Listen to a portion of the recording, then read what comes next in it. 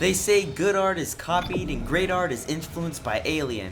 Well, at least in the case of Dead Space. Survival horror games were barren in 2008 since the genre was struggling to find an audience that could reimburse the lofty budget needed to fuel a AAA game. This is what made Dead Space's release so surprising. Tiptoeing around in the Ishimura felt so new, but the game clearly showed its inspiration on its ribbed armor. Developer Visceral Games has said movies like Event Horizon and The Thing have inspired Dead Space, and I'm sure if you've seen those movies, you'd agree. I haven't. However, I have seen the Alien movies.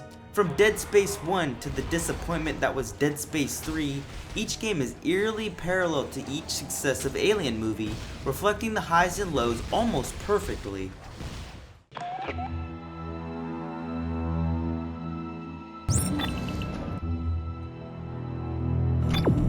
Dead Space and Alien both begin with a peaceful vibe, but with a looming sense of doom on the horizon. Ellen Ripley's crew aboard the Nostromo awaken after a long hypersleep as they discuss their petty bonuses over some much needed breakfast. While over in Dead Space, Isaac Clarke and his few shipmates approach the Ishimura looking to investigate a meager communications blackout. Let's just say that breakfast and a communications blackout fall down the list of problems after about 20 minutes or so. I believe the relevant saying is, curiosity killed the crew. What these specific entries do so well over their sequels is letting an aura of mystery surround each foe. Since these human body-snatching beasts are unique to their franchises, the audience learns as the characters do. Isaac discovers what the necromorphs are through audio logs scattered about the Ishimura and witnessing the dead crew's necromorphization firsthand. Ripley and her group see the facehugger, the chestburster, and the full-grown xenomorph right before their eyes as it moves from stage to stage. You're in the dark as much as the characters, and that collective mystique establishes a connection between the crew and the viewer. Both use their mediums effectively to convey these messages along with a few others. Video games have the specific power of interactivity over other entertainment. Dead Space uses this gift of being a game to the fullest extent by utilizing game-exclusive aspects to enhance the story.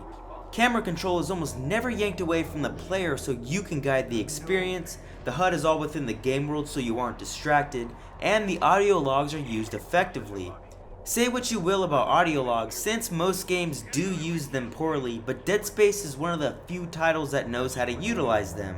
They act as collectibles, which is a great gamey way to dish out backstory and tell tiny in-game narratives in a way that films and television cannot.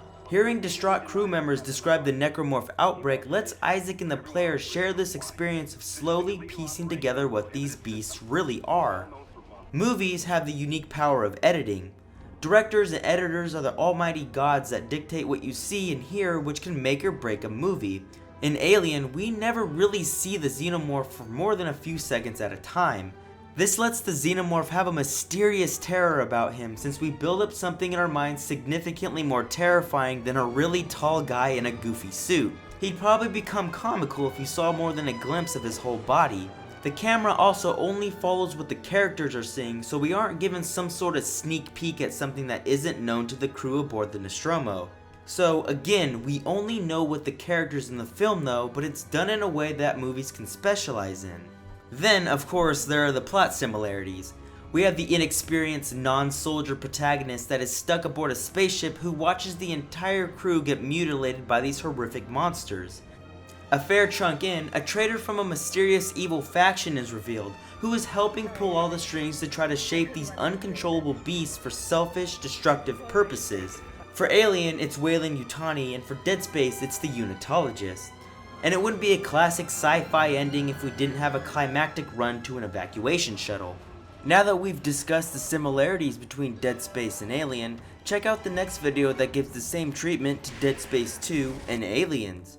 Thanks for watching, and goodbye.